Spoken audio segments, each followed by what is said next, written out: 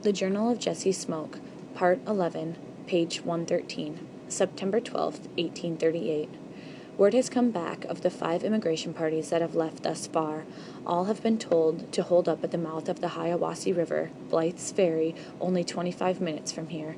There is such great heat that the water is so scarce, and that the animals cannot keep going. The rivers are too low for the ferry to be operated. Still, Chewalaska's party departs tomorrow or the next day. Chewalaska is known to the white men as James D. Wolford. Reverend Butler has voiced a concern to me about the choice of Chewalaska. In the past, he was known to drink most heavily. Can a drunken Moses lead our Israelites? Perhaps it would be fitting, since we are not going to the Promised Land, but to a place far west of Eden. 15 died in the last 3 days. September 15, 1838. Elizabeth has continued to stay with us. She prefers to be called Elizabeth rather than Betsy. Because of my mother's cooking, her face no longer looks thin as a hatchet blade. It is no longer so hard to look at her. In fact, she is better looking than I had first thought. Her voice is also pleasant. I think that the name of Redbird suits her well, since its song is quite melodious. She is watching me now as I write. Perhaps I should cross out these last few sentences. Reading them again makes me feel uncomfortable. September 16, 1838. Greatly afeared for Emily, who has a cough. I pray it is not whooping cough, but it is only due to the continued dryness of the weather and dust. I am more than ready to depart and put the torch to our small, rude lean-to of bark and sticks. Emily helps much in caring for Emily. She has given Emily a handkerchief to tie her nose and mouth to keep out the dust. We are all sick with worry. September 19, 1838. Emily's cough has lessened and she is stronger. Wearing the kerchief over her face has helped very much. It was not the whooping cough, but only due to dust. Today, my mother and younger sister Ruthie both embraced Elizabeth and thanked her. I nodded my agreement and then went out quickly to help in the harnessing of the animals for the next party that is leaving. Because I am good with animals, this has fallen to be one of my jobs. Good though I may be with animals, it did not stop Napoleon from spilling me off his back today. He did not run away, but merely turned and looked down at me, as if to ask why I were there and not upon his back. I have a large scrape upon my left elbow. Though I speak both English and Cherokee well, I feel there are not enough words in the 2 languages combined to fully describe the cussedness of that blasted species that has been named the mule. September 20th, 1838. Departures have begun again with Richard Taylor's party. Fully half of our nation is now upon the trail. They drag their feet as they walk, carrying burdens of grief so heavy that each step they take away from our beloved homeland is great labor. Behind them, they leave only heartbreak and loss. Ahead, there seems to be no prospect, but even greater suffering. Treaty Cherokees have not left yet.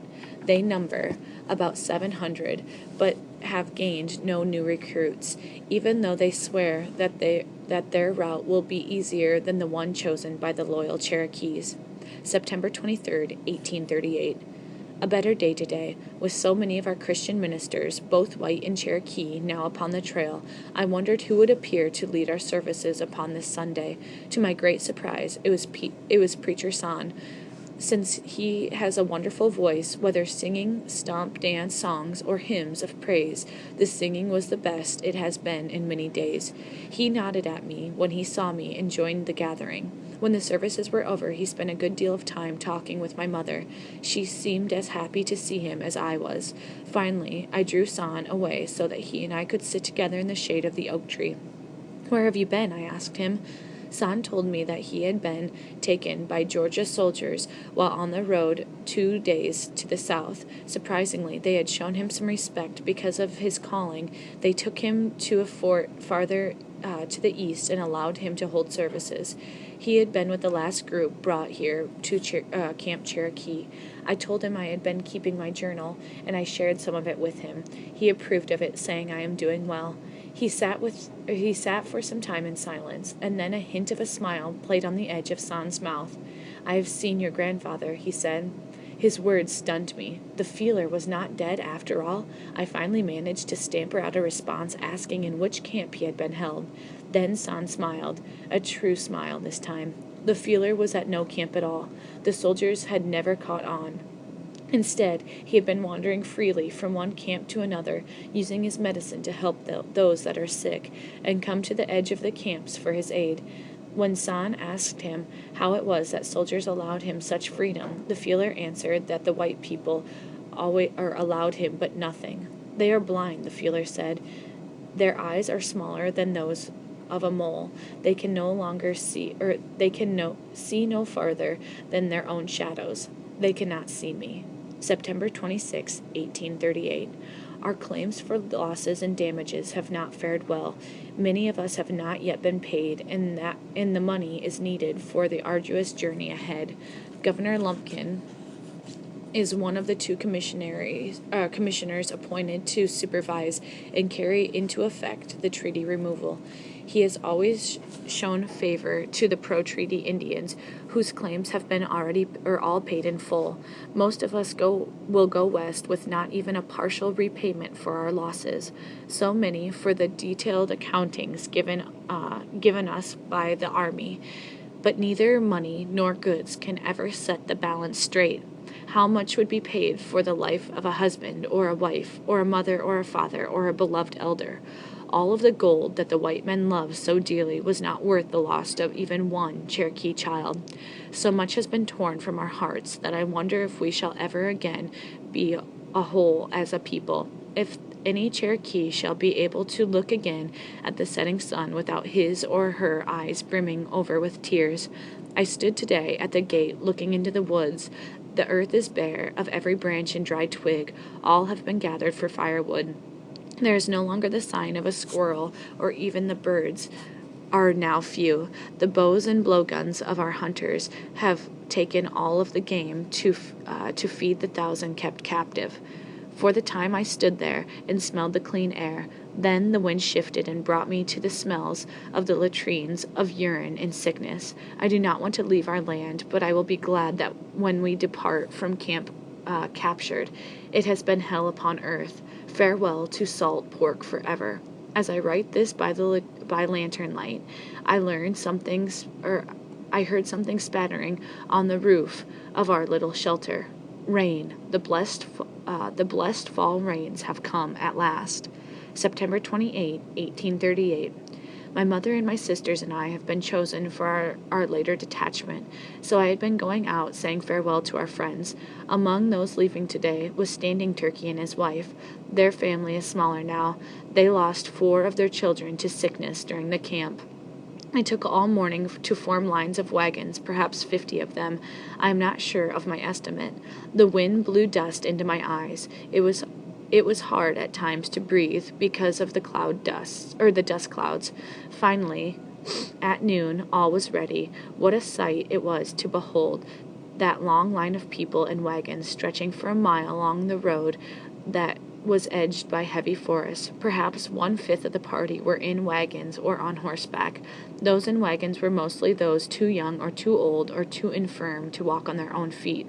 The rest would try to walk the whole way. Many of those on foot looked only slightly less weak or ill than those who rode. The awful summer in the camps has taken its toll on us. Old Going Snake, one of our most respected chiefs, tapped his heel gently against the side of his pony and made his way to the head of the line. Several other young men on horses followed him.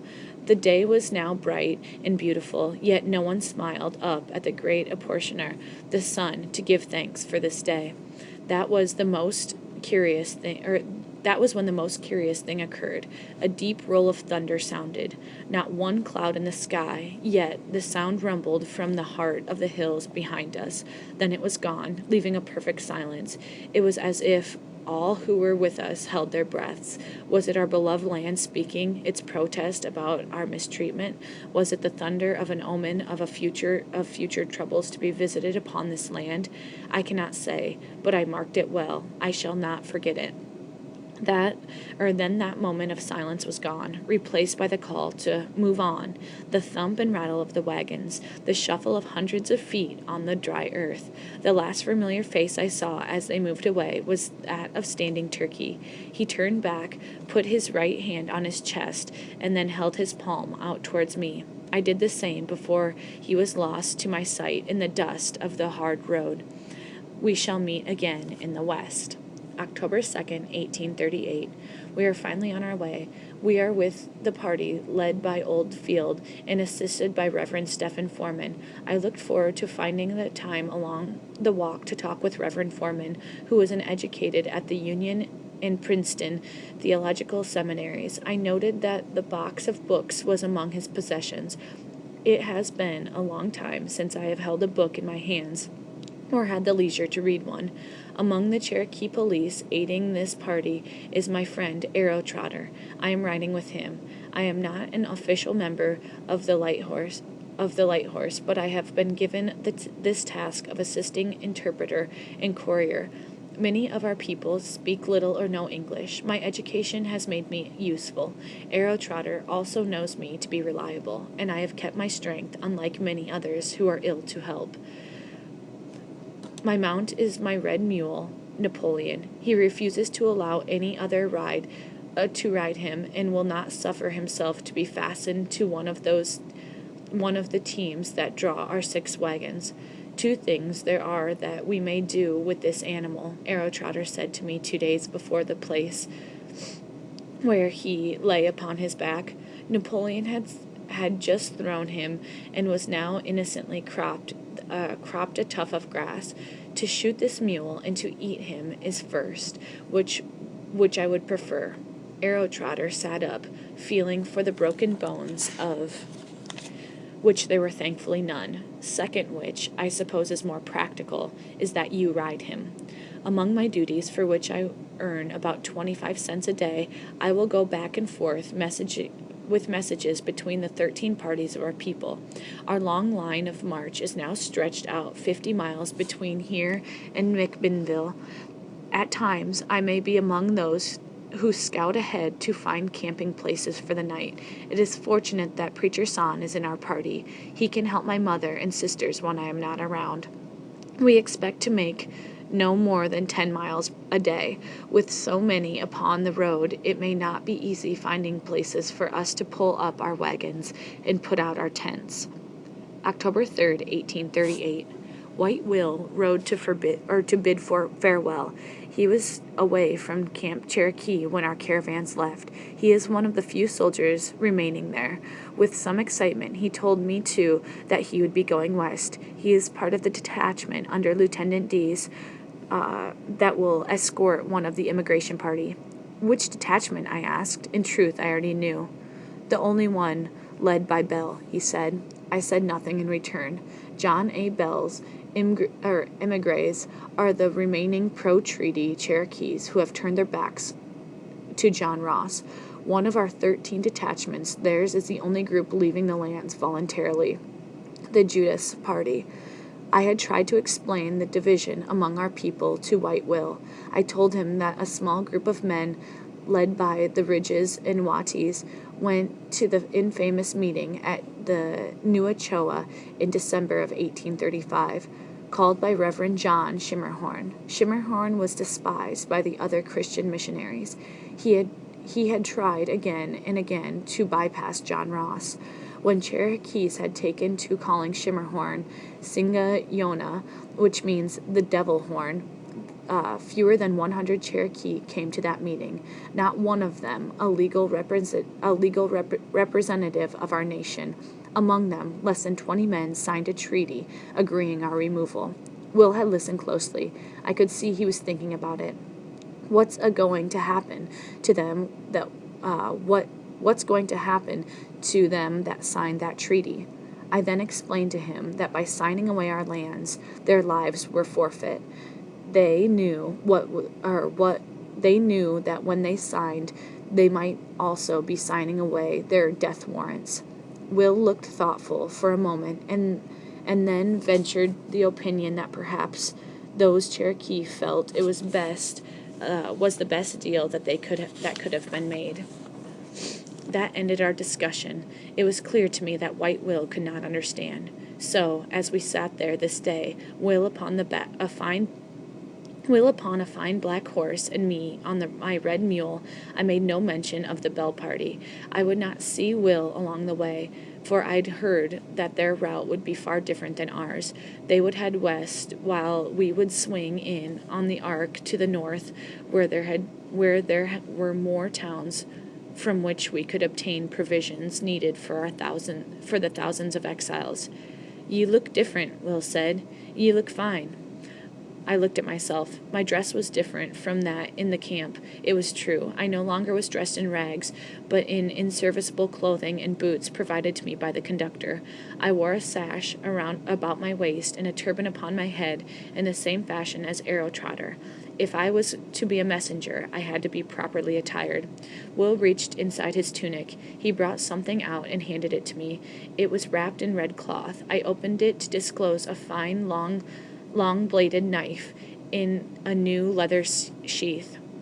"I figured ye could use a pig sticker," Will said.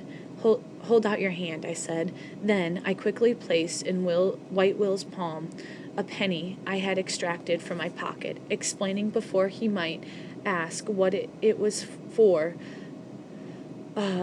the knife, and it was one of our customs. White Will carefully put the penny into his left breast pocket.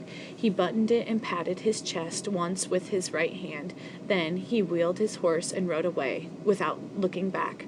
Though he had not known that to give a friend a knife is to cut their friendship unless something else is quickly returned in payment, he had clearly remembered one thing I had taught him. We Cherokees have no word for goodbye.